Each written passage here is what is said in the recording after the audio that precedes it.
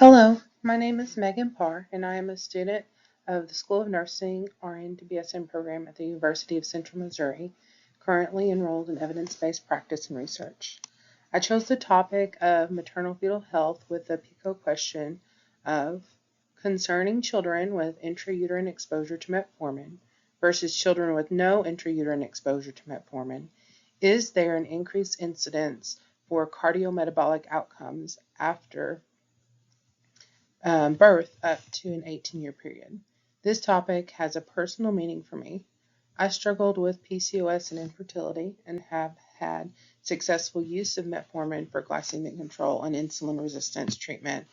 And after a long journey, finally a successful pregnancy into second trimester. After a recent OB/GYN appointment, my doctor called me, and after going through my chart and review, she made the recommendation that I stop metformin now that I'm in my second trimester, as there is new significant research that shows poor outcomes to offspring exposed to intrauterine metformin past first trimester, because it can now, in second trimester, pass the placenta into my developing child. I knew I would need to personally research this to feel confident and comfortable with my decision to stop metformin, and thought it was a perfect opportunity to apply the skills I learned in this course, so I changed the direction of my research. Developmental effects of in utero metformin exposure by Carroll et al. Is a lower level 5 quality of evidence study, as it is a review article on the use of metformin in pregnancy. However, it gives a good starting point for the reasoning for the use of metformin in pregnancy and metformin's mechanisms of action and the way those can affect developing fetuses and postnatal physiology. Metformin is commonly prescribed in pregnancy for the treatment of pregestational diabetes, polycystic ovarian syndrome related to insulin resistance, gestational diabetes, and preeclampsia. The placenta takes full control of fetal nourishment by the end of the first trimester into the beginning of the second trimester of pregnancy. Metformin crosses the placenta, and infants receive an equal to maternal dose of metformin in use of pregnancy, and this is associated with low birth weight or small for gestational age infants. Low birth weight and small for gestational age in infancy is associated with glucose intolerance and insulin resistance in adulthood. Metformin is also shown to reduce B12 and folate levels in mothers receiving therapy, placing fetuses at risk for delayed neural tube closure and neural tube defects, such as spinal bifida. Vitamin B deficiency during fetal development has also been associated in insulin resistance and increased adiposity, which is increased body fat in children. So in this instance, if you know that metformin causes decreases in folate and vitamin B12, it would definitely be of benefit to take high dose sublingual vitamin B12 and folate, not folic acid, methylfolate in your prenatal vitamin.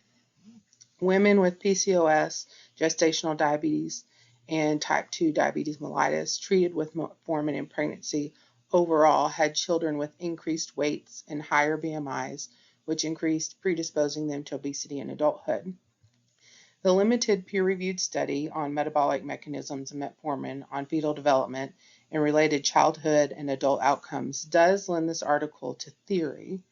Continued efficacy of the use of metformin in maternal treatment of PCOS, preeclampsia, gestational diabetes, and type 2 diabetes mellitus would benefit from randomized controlled trials and later systematic review and meta-analysis.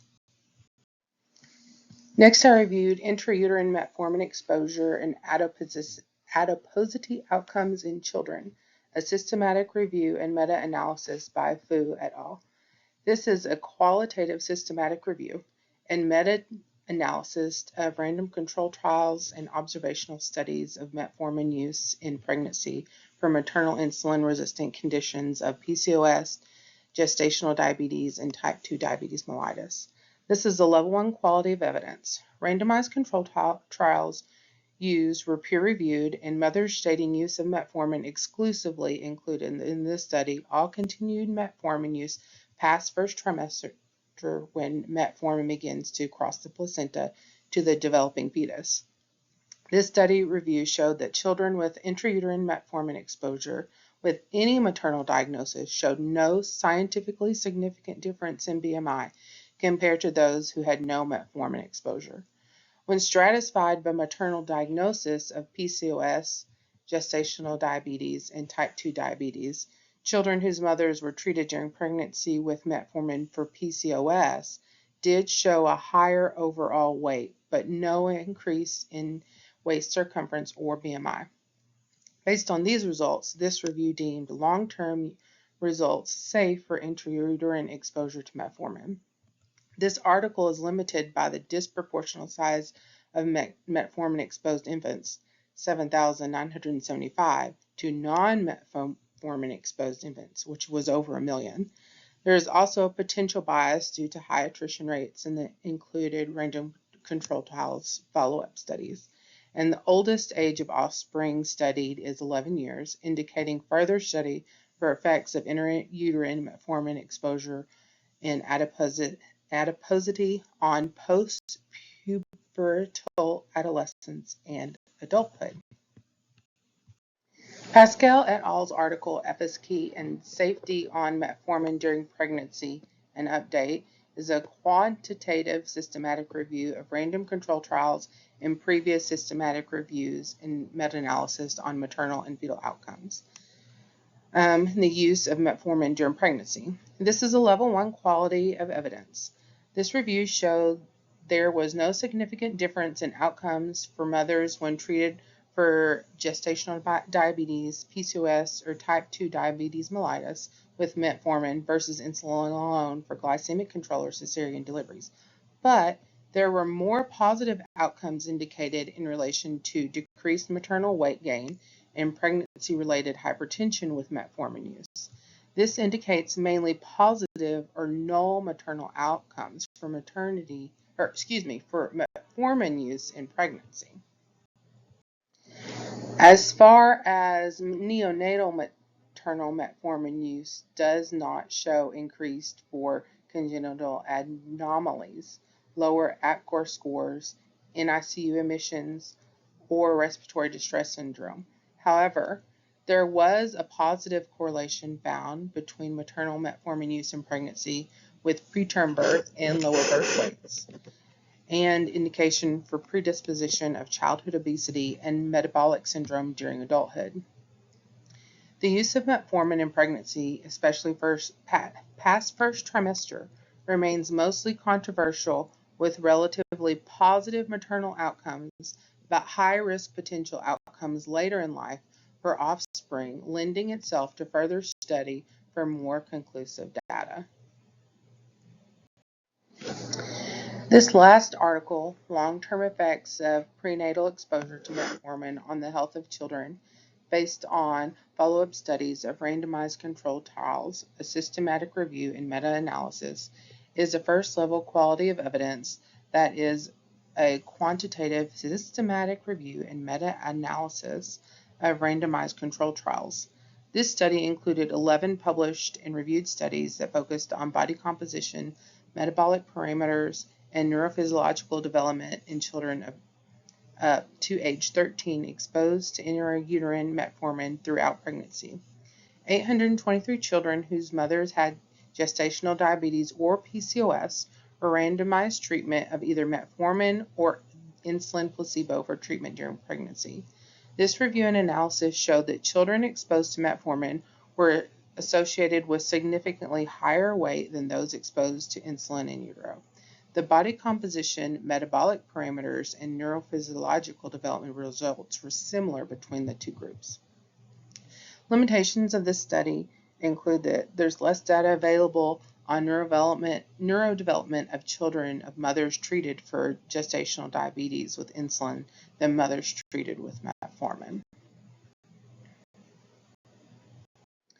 I learned in my study that there is a lot of inconclusive data for the use of metformin during pregnancy, and how the intrauterine exposure to metformin affects